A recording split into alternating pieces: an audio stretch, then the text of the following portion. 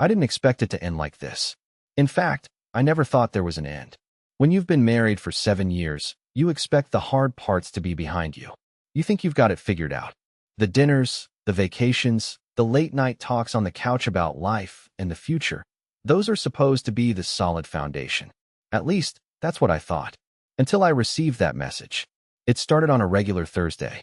I was sitting at the kitchen table, drinking coffee, scrolling through my emails when my phone buzzed. It was from Lacey, my wife. "Can we talk when you get home?" I knew something was off. Lacey didn't text like that. Usually, she'd just call or say something casual like, "Hey, what's for dinner?" But this felt different. Serious. The kind of serious you don't want to confront. My mind raced, but I pushed the thought aside. Maybe she was just stressed from work. Lacey worked in marketing, always busy, always under pressure. I didn't think too much of it. Not yet.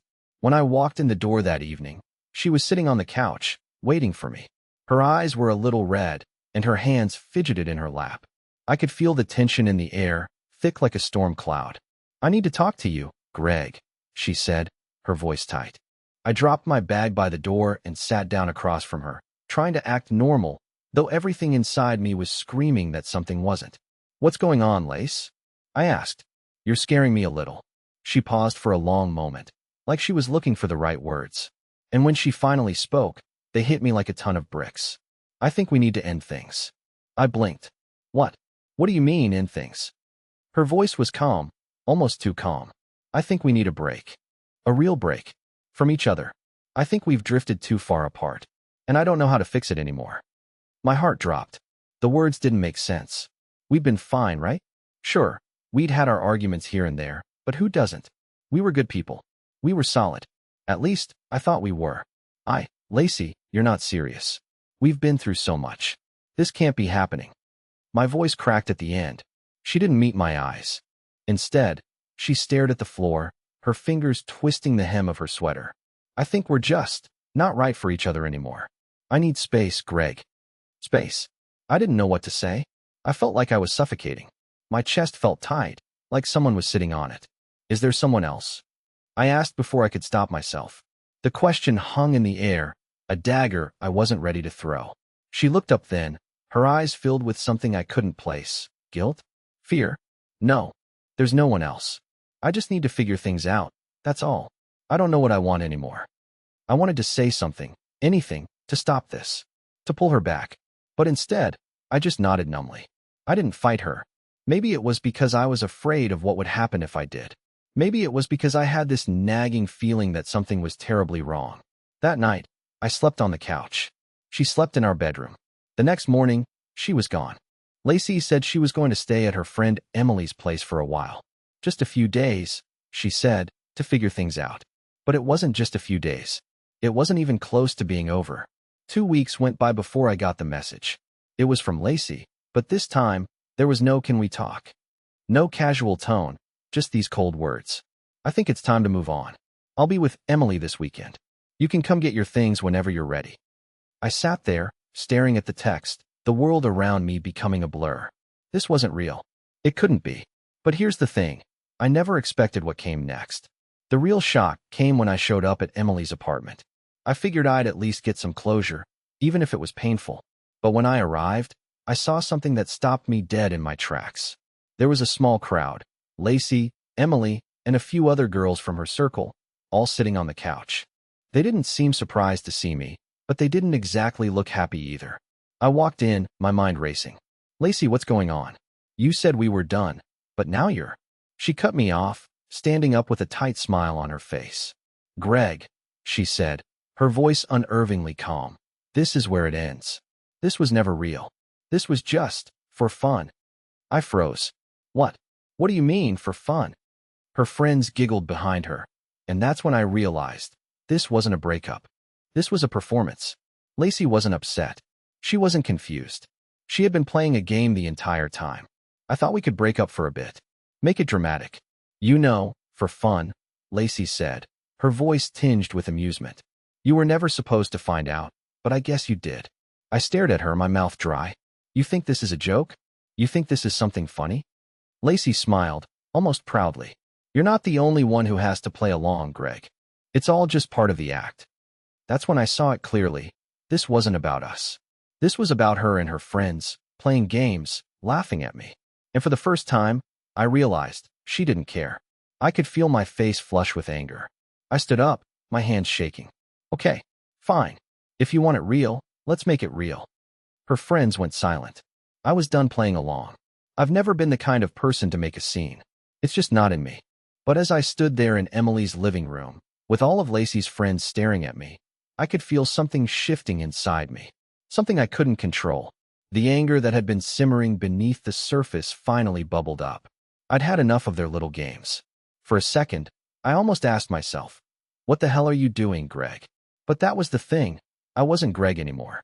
Not the Greg who sat by, waited patiently, and hoped things would just magically fix themselves. I was someone else now, someone who was tired of being the punchline. Lacey smirked at me, clearly pleased with herself. You really thought this was real? You honestly thought we were breaking up? She asked, her voice dripping with amusement. I didn't say anything, but I wanted to shout, to scream at her for everything she had just put me through. But I stayed calm, cold. I looked around the room, at the girls who had been watching us like this was some reality TV drama, and I smiled. But it wasn't a friendly smile. It was a smile that said I've had enough. Okay, I said, my voice steady but filled with a quiet intensity. If that's how it's going to be, then fine.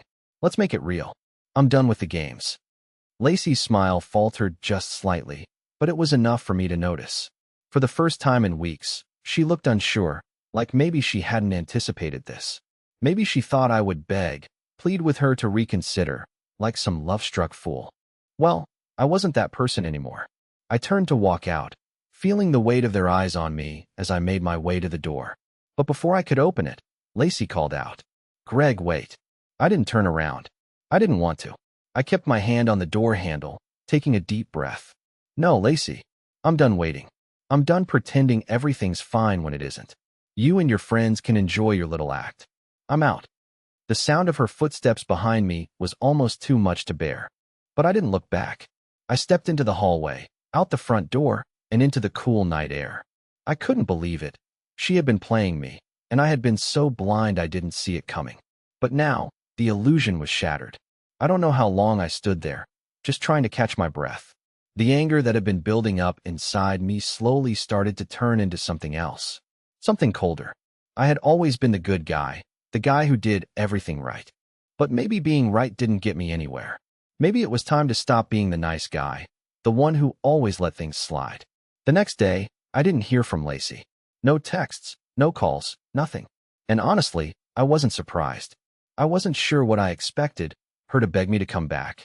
To apologize? No. I knew it wasn't going to happen. She was too proud, too convinced that everything was her way or no way at all. But I knew one thing. I wasn't going to just disappear. I wasn't going to let this be the end of the story. She wanted drama? Well, I'd give her a show she'd never forget. For the first time in years, I took control of my life. I started making decisions that were just for me. I didn't care about pleasing her or anyone else. I was done being a background character in my own life. That afternoon, I went to the gym to blow off some steam. As I was walking out, I ran into one of Lacey's friends, Jessica.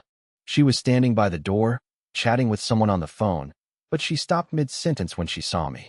Her eyes widened, and I could see the surprise on her face.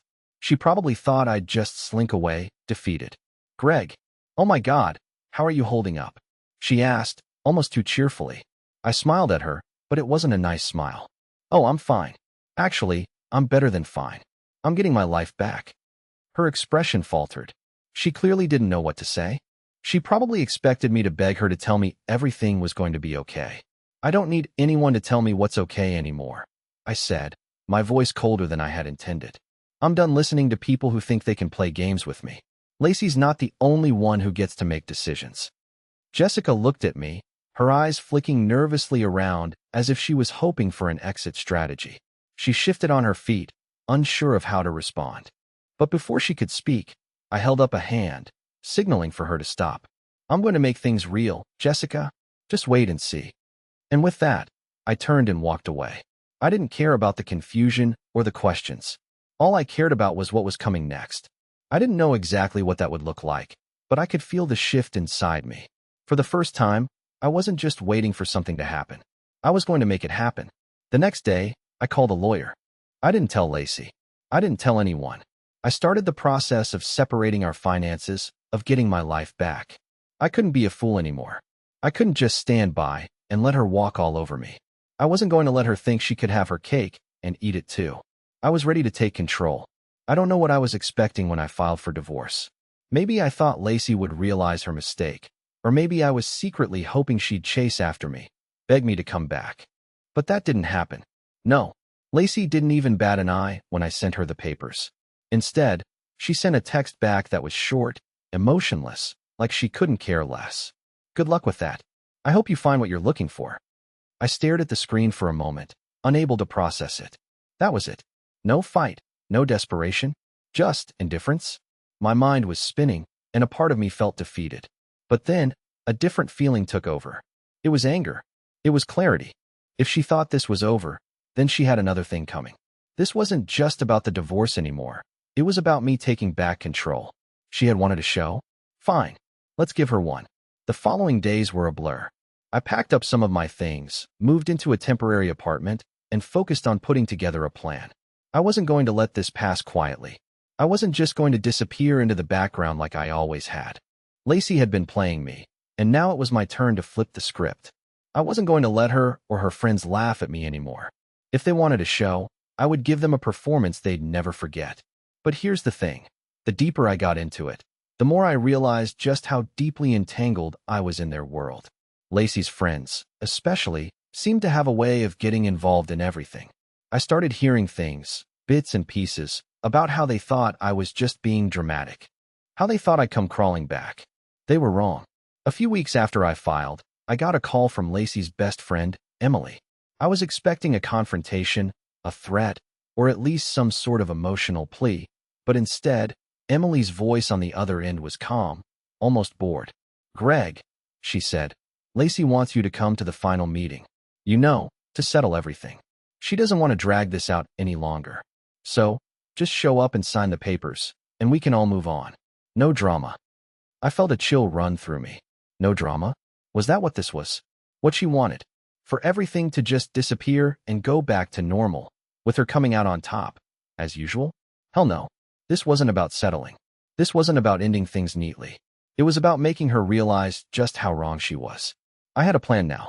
The next day, I showed up at the cafe where we agreed to meet. I was calm. Too calm. My heart was steady, my thoughts sharp. This wasn't going to be some emotional conversation. It wasn't going to be a quick, let's sign the papers and be done with it scenario.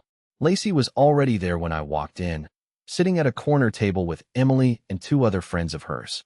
They were whispering, their heads together, but they stopped as soon as they saw me. I could tell right away that something was off. Their eyes were flicking between each other, a little too quick, a little too careful. Lacey stood up when I approached, her lips curving into that practiced, perfect smile of hers. "Greg," she said, her voice soft, almost patronizing. "It's good to see you. I didn't think we'd ever have to meet like this, but I'm glad it's finally done." I nodded, but didn't sit down. Instead, I stood there, towering over her. "Yeah, I'm glad it's done too," I said, letting my words hang in the air. "But there's one thing you're forgetting." Lacey furrowed her brow, her smile slipping just slightly. "What do you mean?" "I'm not done yet," I said, and I could see her face shift, just for a second. She hadn't expected that. The room seemed to quiet as I pulled out an envelope from my jacket pocket and placed it on the table in front of her. Emily looked at me, then at Lacey, but neither of them said anything. "What's this?" Lacey asked, her voice suddenly sharp, though she was trying to keep it steady. I didn't answer. Instead, I sat down. "Go ahead," I said, nodding toward the envelope. "Open it." Lacey picked up the envelope cautiously, her fingers trembling just slightly. She slid the paper out and her eyes scanned it, first confused, then, slowly, shocked. Her face drained of color, her lips pressed tightly together as she looked at me, and I couldn't help but enjoy the moment. I was finally in control. "What is this?" she asked, her voice barely above a whisper. "It's a letter," I said, "but not just any letter. It's a copy of your text messages. All of them. The ones you've been sending to Tom. The ones you didn't think I'd ever see." Lacey froze. Her friends sat in complete silence, their eyes darting between her and me. For the first time, Lacey wasn't the one in control. I had all the power, and it felt good. Her hand shook as she tried to speak, but no words came out. Emily, who had been staring at the table, finally looked up at me, her expression mixed with disbelief and concern. "Greg, you can't," she started, but I cut her off. "I'm not the one playing games anymore, Emily." Lacey thought she could make me the fool, but I'm not just going to walk away. Not when I have all the cards now. The silence was deafening.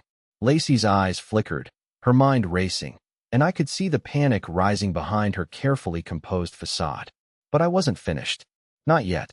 I stood up, the chair scraping against the floor, and I took a step toward her. "You wanted a show, Lacey? Fine. Let's make this real. Let's see how well your little act holds up now." I turned to walk away, my steps steady and firm. The door closed behind me, but not before I caught the look on Lacey's face. A mix of fear, regret, and shock.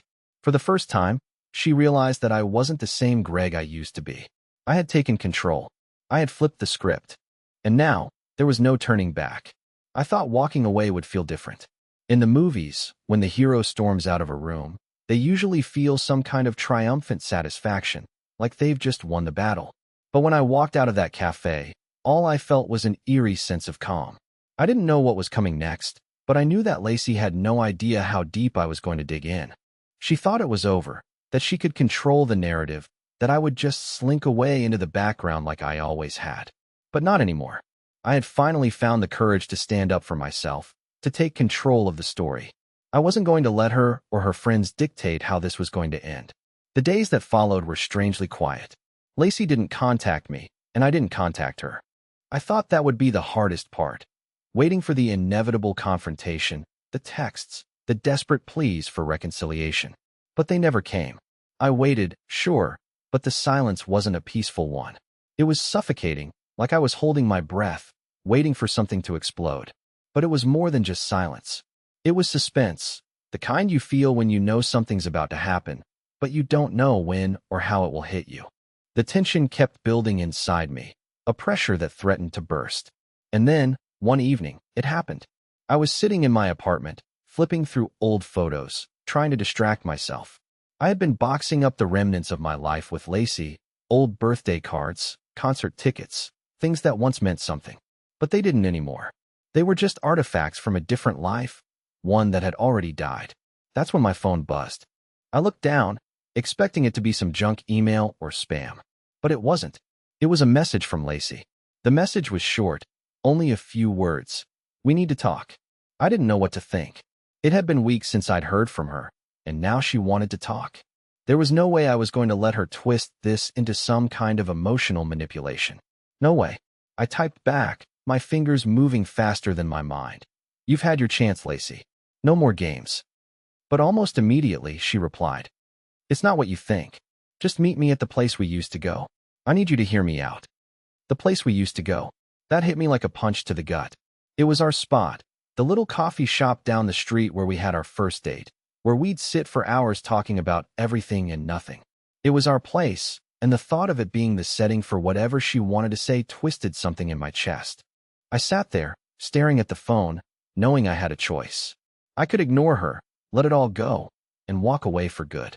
Or I could face it. I could meet her and finally get the answers I was looking for.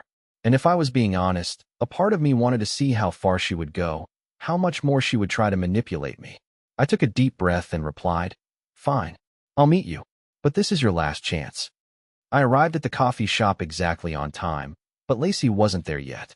The place was almost empty, the late afternoon light spilling through the windows and casting long shadows across the floor. I took a seat at a table in the corner, my heart pounding in my chest. I knew this wasn't going to be some heartfelt apology. I knew it wasn't going to be a tearful plea for me to take her back. No, this was going to be something else. This was her trying to regain control, to rewrite the ending of our story. And I wasn't going to let her do that. A few minutes passed before she walked in, her presence filling the room before she even spoke. She looked the same, dressed in her usual way, confident, almost a little too confident. When she saw me, she hesitated for a moment, just long enough for me to notice the flicker of uncertainty in her eyes. She didn't walk straight toward me like she usually did. Instead, She stood there for a moment, like she was deciding whether or not to come over. Finally, she walked up to the table and sat down across from me. Her eyes were searching mine, like she was looking for something, some sign that I was still the person she used to know. "Greg," she began, her voice soft but steady. "I've been thinking about everything. About us. And I know I've made mistakes. A lot of mistakes."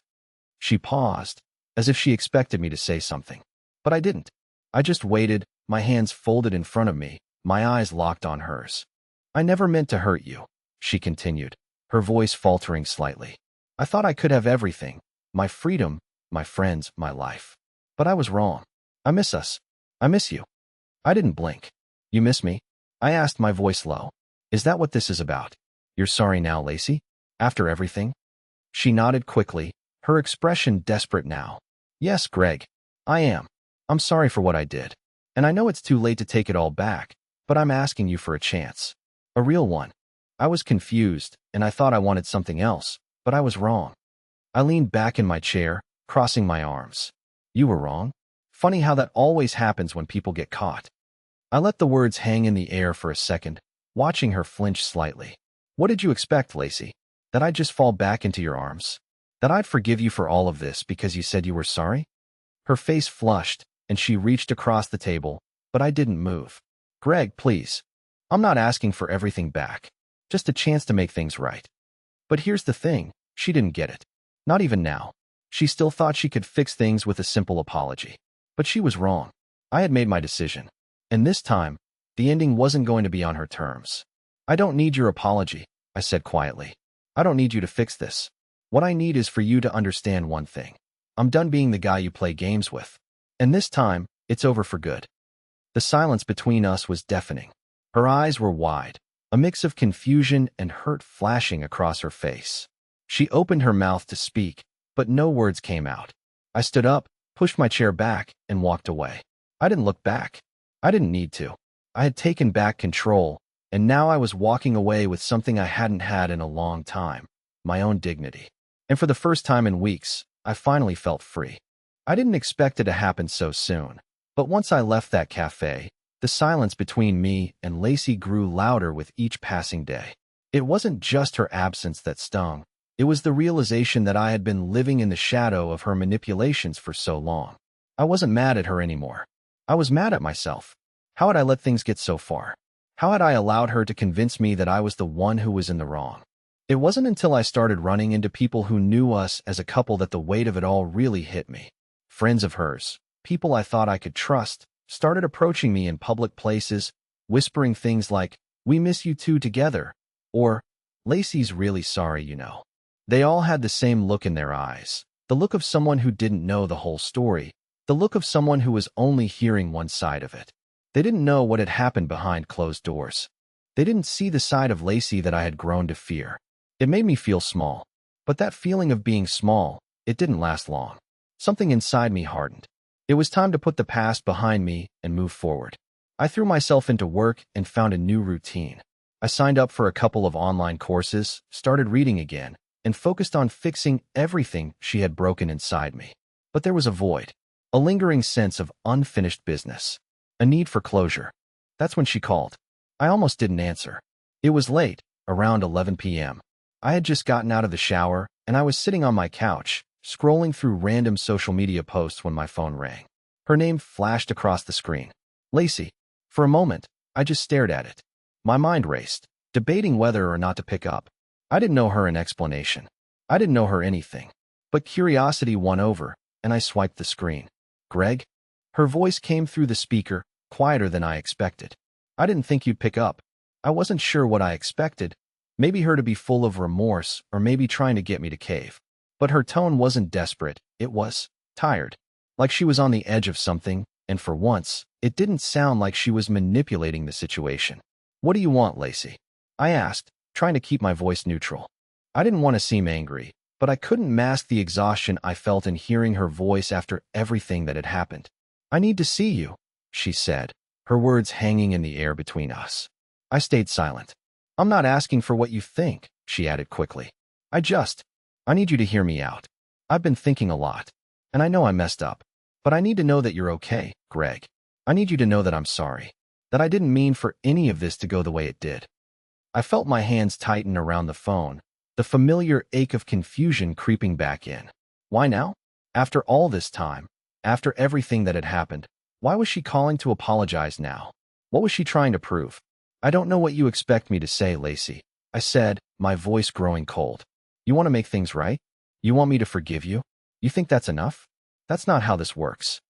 There was a pause on the other end. I could hear her breathing, and for a moment, I thought maybe she was going to break down. But when she spoke again, her voice was calm, almost composed.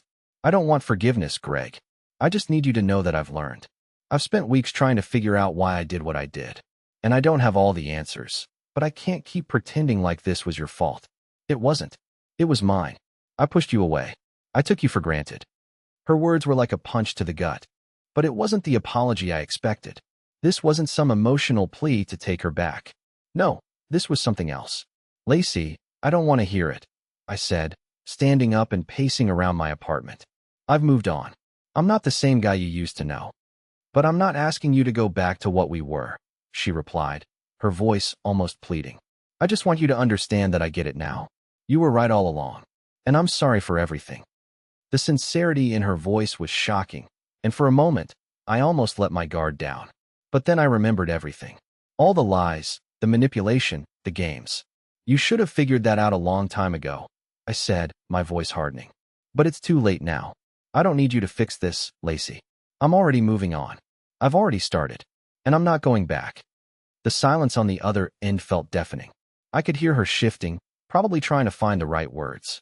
But there were no more words to say. I'm sorry, she finally whispered. I really am. Goodbye, Lacey, I said, and hung up the phone before she could say anything else. For the first time in a long time, I felt a sense of finality. It wasn't just an ending, it was a turning point.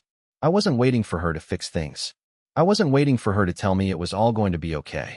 I was taking control. I was no longer a pawn in her game. I was done. But as I put the phone down, the realization hit me. This was just the beginning. What Lacey didn't understand was that I wasn't going to let her walk away with the power. I wasn't going to let her win. This wasn't just about us anymore. It was about me taking back what was mine, my dignity, my peace of mind, and my future. I didn't hear from Lacey for a week after the phone call. I assumed she had taken the hint and decided to leave things in the past. It felt good, better than I thought it would. I had finally let go of the person who had controlled so much of my life, and it felt like a weight had been lifted off my shoulders. For the first time in a long time, I felt free. But the silence didn't last. A week later, I received an unexpected knock on my door. I wasn't expecting anyone.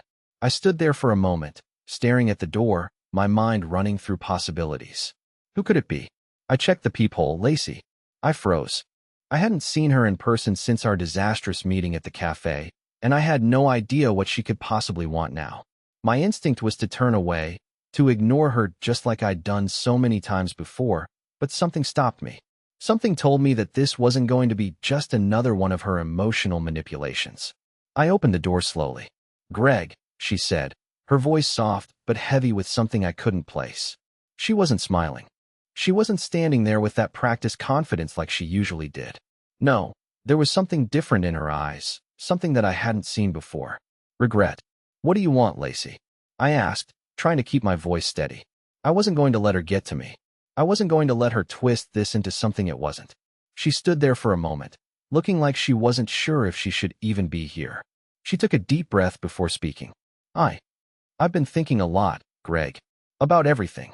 About us. And I need you to know that I'm not the same person I was before. I was selfish, and I hurt you. I'm sorry for that. I stared at her, feeling a mix of anger and confusion. She had hurt me more than she could ever know, but I couldn't shake the feeling that something wasn't right. You can't just walk back into my life, Lacey, I said, my voice a little sharper than I intended. You can't just show up at my door after everything that's happened and expect me to believe that you've changed. I'm not asking for you to believe anything, she replied, her voice trembling. I just want to explain. I want you to understand why I did what I did. I know it's too late to fix everything, but I can't go on pretending that I don't regret it. I wanted to shut the door in her face. I wanted to tell her to leave me alone, but something inside me, some part of me that still cared, even after everything, made me hesitate. "Come in," I said, stepping aside reluctantly. If nothing else, I wanted answers. I wanted to understand how she could have done what she did and why she was so desperate now.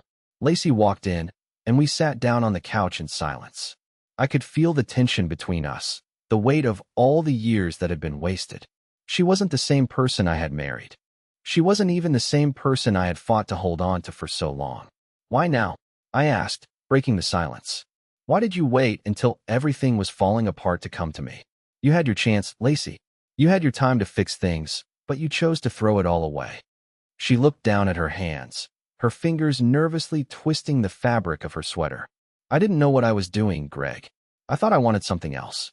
I thought I needed more freedom, more excitement. But I was wrong. I thought I could have everything, my life, my friends, my career, and still keep you. But I couldn't. I've been so selfish, and now I realize that I lost the one person who mattered." The words were coming faster now, spilling out of her as if she couldn't stop them. "I never wanted to hurt you. I didn't realize how much I needed you until it was too late. And now you're gone, and I'm the one left picking up the pieces of everything I broke." I watched her closely, searching for any sign that she was being genuine. But the longer I looked at her, the more I realized that she wasn't the person I had once known. The Lacey I had married was long gone. This version of her was someone who had learned the hard way that playing games with people's emotions didn't come without consequences. "Do you really expect me to just forgive you? After everything?" I asked, my voice low, my patience wearing thin. She shook her head, her eyes brimming with tears. "I don't expect you to forgive me, Greg. I just need you to know that I'm sorry. I can't undo the past, but I want to try and be a better person. For me, and for you." Her words felt hollow. Too little, too late. The trust had been shattered, the connection lost. There was no coming back from this. I had seen the cracks in our relationship long before she even admitted to her mistakes. But the difference was, I was done trying to fix it. I had tried for years, and now, I was finally letting go. "I think it's time for you to go," I said, my voice firm. She looked at me, tears streaming down her face. "Please, Greg, don't shut me out." But I couldn't. I couldn't go back to the person I had been. I had finally found the strength to walk away from the cycle of manipulation and lies. "Goodbye, Lacey," I said, standing up and walking to the door. I didn't look back as I closed it behind me, and for the first time in a long time, I felt at peace. It wasn't until I shut the door behind her that I realized what I had done. The weight of the finality of it all settled in. Lacey was gone. For real this time. And it felt like a victory, I guess. But it was a strange, hollow victory. It wasn't like the relief I had imagined. The relief I thought would come from getting rid of the person who had controlled my life for so long. No, this felt more like an open wound, one that would take time to heal. For days, I didn't hear from her. Not a text, not a call, nothing. And at first, I appreciated the silence. It gave me room to breathe. It gave me the time I needed to think, to finally process everything that had happened. But as the days turned into weeks, the silence grew deafening. It wasn't just the quiet. It was the absence of something I had once thought I couldn't live without. I tried to move on, really. I focused on my job, on rebuilding my life, and on getting back to being the person I used to be before Lacey. But there was something gnawing at me. It wasn't just the space she left behind. It was the fact that she still had power over me, even from a distance. I couldn't get her out of my head, and that was when I realized the truth. The one thing I'd been trying to avoid. I hadn't just lost her. I'd lost the version of myself that I was when I was with her. I spent nights staring at the ceiling, unable to sleep, wondering if I was making a mistake. Could I have fought harder? Should I have forgiven her? But deep down, I knew I had made the right choice. I had to take back control. I couldn't be her puppet anymore. Then, one night, while I was walking home from the store, I saw something that stopped me dead in my tracks. Lacey was standing across the street, talking to a guy I didn't recognize. The sight of her made my heart skip a beat, and for a moment, I forgot to breathe. I don't know why, but I couldn't look away. My mind raced, but I stood still, watching them. He was leaning in close, laughing at something she had said. And she was smiling. That smile. The one I thought only I could make her give. My chest tightened. I hated myself for feeling this way. She had hurt me, betrayed me, and yet here I was, standing there like a fool, watching her move on. Watching her live her life. And in that moment, something inside me snapped. I wasn't angry at her anymore. I wasn't even hurt. I was just done. I was done being stuck in the past. I was done caring about who she was with or what she was doing. I had spent so long wondering if I made the right choice, but now I knew. This was my chance. My chance to live for myself again, to stop being dragged into her drama. I turned and walked away, my mind made up. The sight of her with someone else didn't hurt me. It didn't define me. In that brief moment, I realized that I had something I hadn't had in a long time: peace. But the next day, when I walked into work, the peace I had found seemed so fleeting. I couldn't stop thinking about what I had seen the night before. Lacey and that guy. What did it mean? Was it real? Was she really moving on? And if she was, why did I still care? It wasn't until I ran into Emily, one of Lacey's closest friends, that I started to get some answers. Emily had always been kind to me, but there had always been something off about her. She and Lacey had a strange relationship, one that I never quite understood.